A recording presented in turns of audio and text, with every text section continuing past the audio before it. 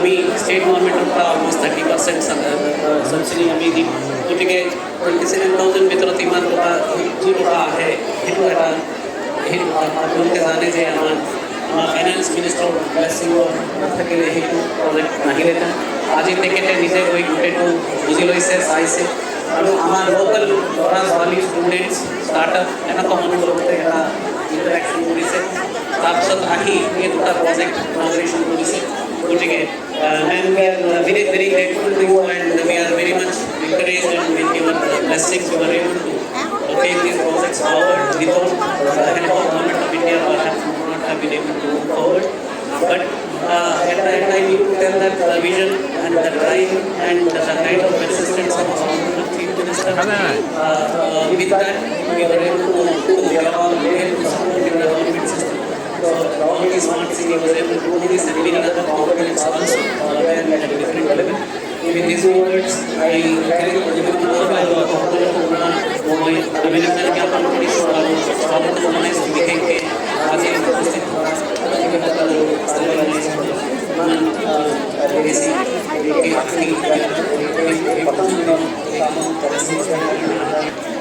धन्यवाद महोदय।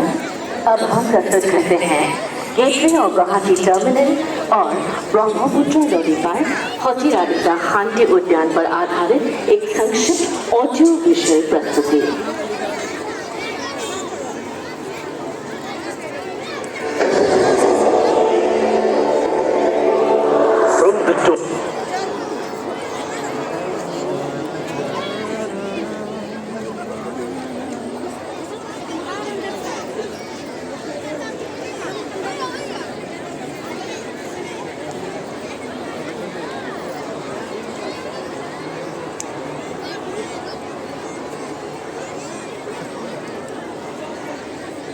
আমি কিছু মুহূৰ্তৰ পাছত এই অধিৱেশন আপোনাৰ খবৰ আগত আগবঢ়াম। এতিয়া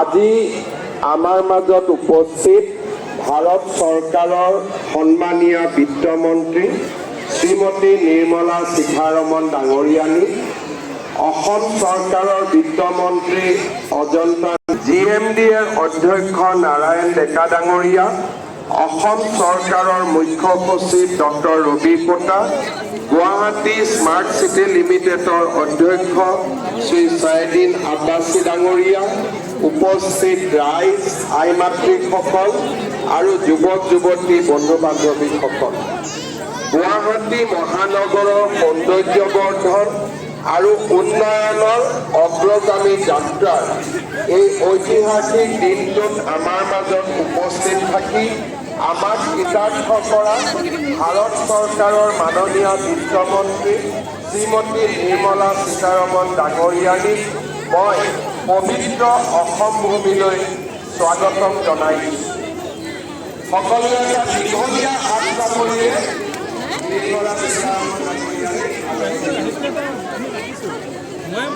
গুৱাহাটীৰ অধিক সুন্দৰ নাগৰিকৰ বাবে বসবাস আৰু মনোৰঞ্জনৰ বাবে অধিক সুবিধাজনক আৰু পৰ্যটকৰ আকৰ্ষণৰ কেন্দ্ৰ হিচাপে গঢ়ি তোলাৰ বাবে আমি চলোৱা প্ৰচেষ্টা বাস্তৱায়িত হোৱাৰ এই গৌৰৱময় বহনক্ষম ক্ষমতা আৰু সুষম মাল্টি মডেল সংযোগৰ ওপৰত গুৰুত্ব আৰোপ কৰি বিশ্ব বেংকৰ সহযোগিতা অসম আভ্যন্তৰীণ জল পৰিবহণ উন্নয়ন প্ৰকল্প গঠন কৰিছোঁ। ইয়াৰ অংশ হিচাপে আজি আমি গুৱাহাটী গেটৱে টাৰ্মিনেল আৰু ৰাইজৰ বাবে উৎসৰ্গা কৰিছোঁ। এই প্ৰকল্পটো হৈছে জিলা আয়ুক্তৰ বাসভৱনৰ পৰা কাছাৰী ঘাটলৈ 1.2 কিলোমিটাৰ দৈৰ্ঘ্যৰ সামৰি আমি নিৰ্মাণ কৰা ৰিভাৰ ফ্ৰণ্ট ডেভেলপমেণ্ট প্ৰকল্প। 327 জনসাধাৰণে সহজে এই স্থানত প্ৰৱেশ কৰিব পাৰে। মই মনতে সিদ্ধান্ত লৈছোঁ যে আমি অকণমানকৈ কাম কৰি বিচ্ছিন্ন অংশসমূহক সংযোজিত কৰি 1.2 কিলোমিটাৰৰ এই ৰিভাৰ ফ্ৰণ্ট নিৰ্মাণে আমাৰ ৰিভাৰ ফ্ৰণ্ট প্ৰজেক্টত এটা নতুন গতি দিবলৈ সক্ষম হৈছে।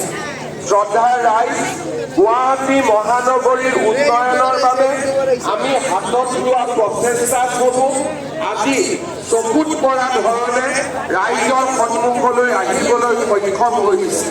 আপোনালোকে জানি ভাল পাব, অহা জানুৱাৰী মাহত আমি গুৱাহাটী আৰু উত্তৰ গুৱাহাটীৰ মাজত নিৰ্মাণ কৰা ব্ৰহ্মপুত্ৰ দলংখনো ৰাইজৰ ব্যৱহাৰৰ বাবে মুকলি কৰি দিম, যিয়ে সমগ্ৰ গুৱাহাটীৰ সৌন্দৰ্য বৰ্ধনৰ লগতে গুৱাহাটীৰ যাতায়াতৰ ব্যৱস্থাটোলৈ এটা নতুন পৰিৱৰ্তন আনিব।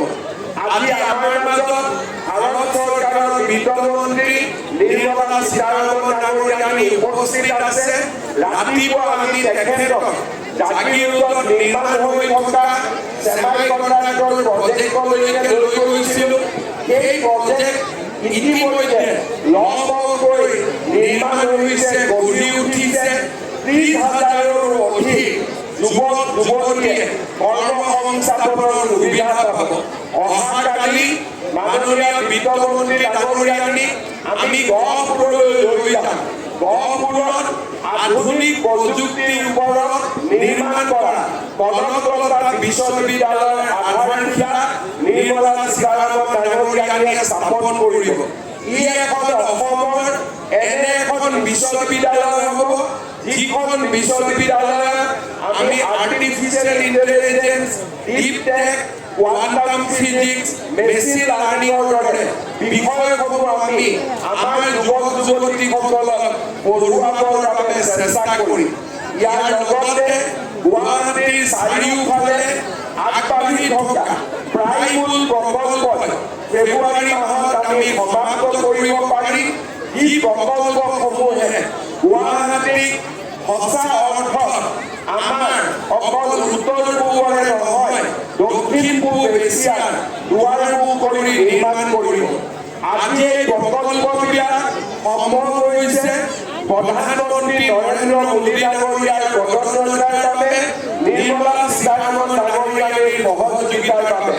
আজি আমি গুৱাহাটী মহানগৰীত নাৰেংগী পৰুৱা, গুৱাহাটী উত্তৰ গুৱাহাটী, পলাশবাৰী, শুৱালকুছিৰ দৰে 3টা ডাঙৰ বৃহৎ দলঙৰ প্ৰজেক্ট আমি আগবঢ়াই লৈ গৈছোঁ। আৰু এই গোটেইকেইটা প্ৰজেক্টতে ব্যক্তিগতভাৱে নিৰ্মলা সীতাৰমণ ডাঙৰীয়ানীয়ে আৰ্থিক সহায় কৰাৰ ক্ষেত্ৰত আটাইতকৈ গুৰুত্বপূৰ্ণ ভূমিকা গ্ৰহণ কৰিছিল। আমি তেখেতক যেতিয়াই এপ্ৰ'চ কৰিছিলোঁ যে আমাক বিশ্ব বেংকৰ ঋণ লাগে, NDB ঋণ লাগে, তেখেতে আমাক অকল ঋণৰ ব্যৱস্থা কৰি দিয়াই নহয়, এই ঋণৰ 80% উভতাই দিয়াৰ দায়িত্ব ভাৰত চৰকাৰে গ্ৰহণ কৰিছে। মাত্ৰ 20%হে আমি ৰাজ্য চৰকাৰে উভতাই দিব লাগিব। আজি আমি যি গুৱাহাটী গেটৱে টাৰ্মিনেল বনাইছোঁ, সেয়াও বিত্তমন্ত্ৰী ডাঙৰীয়াৰ প্ৰচেষ্টাত। আজি আমি কপিলী নদীৰ ওপৰত হাইড্ৰ' পাৱাৰ প্ৰজেক্ট বনাইছোঁ, যাক আমি জানুৱাৰী মাহত উদ্বোধন কৰিম। সেয়াও মাননীয় নিৰ্মলা সীতাৰমণ ডাঙৰীয়াৰ সহযোগত। কেইটামান দিন আগতে কাজিৰঙাৰ ওপৰত 32 কিলোমিটাৰ এলিভেটেড হাইৱে চেংচন কৰা হৈছে। তাৰ ক্ষেত্ৰতো নিৰ্মলা সীতাৰমণ ডাঙৰীয়ানীয়ে গুৰুত্বপূৰ্ণ ভূমিকা গ্ৰহণ কৰিছিলে।